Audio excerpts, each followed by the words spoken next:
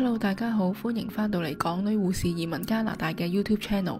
今日想同大家介紹一個 IRCC 會喺2025年3月31號新推出嘅 Home Care Worker Immigration Pilots。咁呢一個 pilot 同其他以前有啲咩唔同呢？就係一陣會提及有4個特點係以前嘅 pilot 舊有嘅呢，同而家係有啲唔同嘅，即係可能簡化咗啦，個標準易咗啦咁樣。呢啲 home care worker 佢服務嘅對象可以係小朋友啦，可以係長者同埋殘障人士嘅。呢一個新嘅 pilot 係可以令到啲 home care worker 更加容易同埋快啲成為加拿大嘅 PR 啦，同埋亦都可以喺一系列個 list 裏面尋找翻佢哋相應嘅僱主嘅。呢個計劃會有2個 streams， 第一個係 Workers in Canada， 第二個係 Applicants not working in Canada。 咁3月31號開始嗰個 stream 呢係 Workers in Canada， 另一個呢就會遲啲先開始，同埋詳情容後公佈。咁而家講下呢個新嘅 pilot 有咩特點啦。第一個就係可以有一個 one step 嘅 immigration process 去俾呢啲 home care worker 同埋佢哋 family member 容易啲同埋快啲去得到 PR 嘅。合資格嘅 home care worker 呢，佢哋係可以得到呢一個 PR 嘅資格啦。第二個特點就係語文同埋教育水平上面嘅唔同。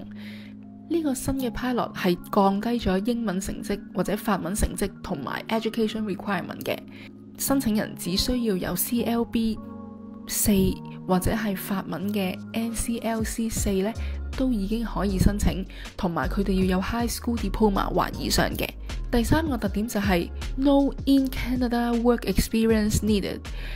咁申請人本身呢，唔需要有事先嘅 Canada work experience 啦，但係呢，佢哋要有近期同埋相關嘅工作經驗，又或者係要 complete 咗最少6個月以上嘅 home care training 嘅。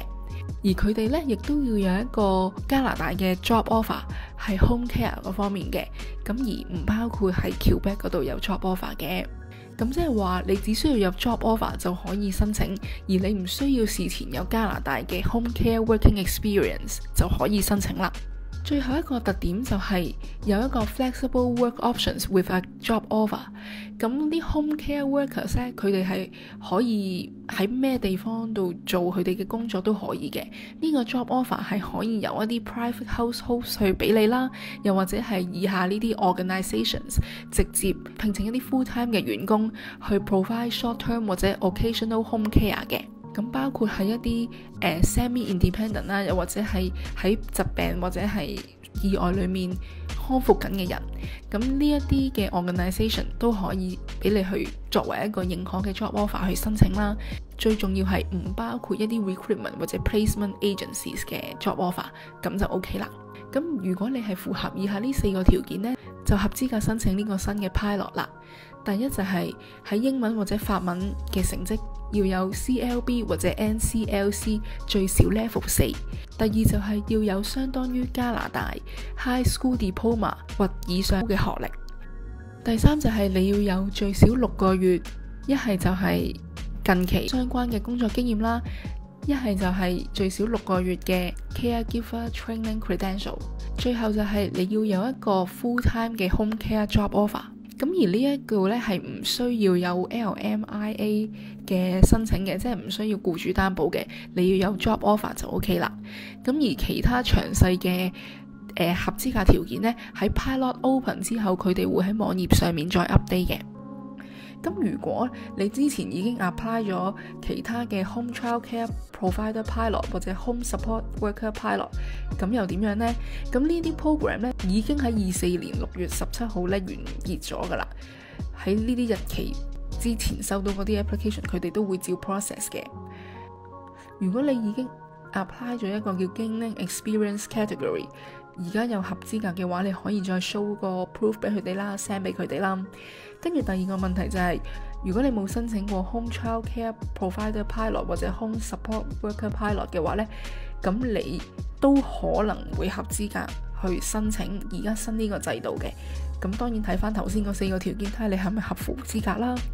第3個問題就係啦，如果你係一個 home care worker，但係喺加拿大冇一個身份，冇一個 status 嘅，咁呢，你都仍然可以試下去申請呢個 pilot 嘅，就 under public policy。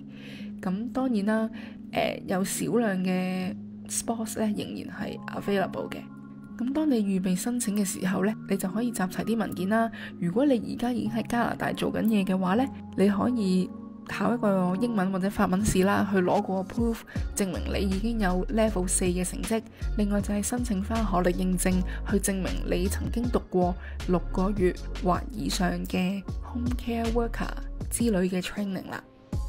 而如果你而家唔係喺加拿大做緊 home care worker 呢，就唔好開始你嘅申請住，遲啲另外一個 stream 可以開始申請呢，就會再話俾你聽有啲咩資格啦。今日嘅分享到呢度，唔知大家如果已經喺加拿大做緊 home care worker 嘅人，會唔會有啲幫助？知道而家 IRCC 處理一啲 OWP 或者 SOWP 甚至 BOWP 嘅申請呢，都有延後啊，或者審批得好慢嘅情況，令到大家都好彷徨、好辛苦。咁佢而家咁樣新出一個新嘅 pilot 啦，希望都可以令到一啲如果係 home care worker 嘅人可以多一條出路，令到大家快啲有 PR 啦。雖然佢而家都囤積咗咁多申請，我都唔明點解佢仲會開其他 pilot 去令到自己負擔多咗啦。咁但係如果佢開得出嚟，你又符合資格嘅話，我覺得不妨可以試下。今日嘅分享到呢度，鍾意我嘅分享記得 like、share、subscribe 我嘅影片同埋 channel，follow 埋我 Facebook、Instagram。我哋下條影片再見，拜拜。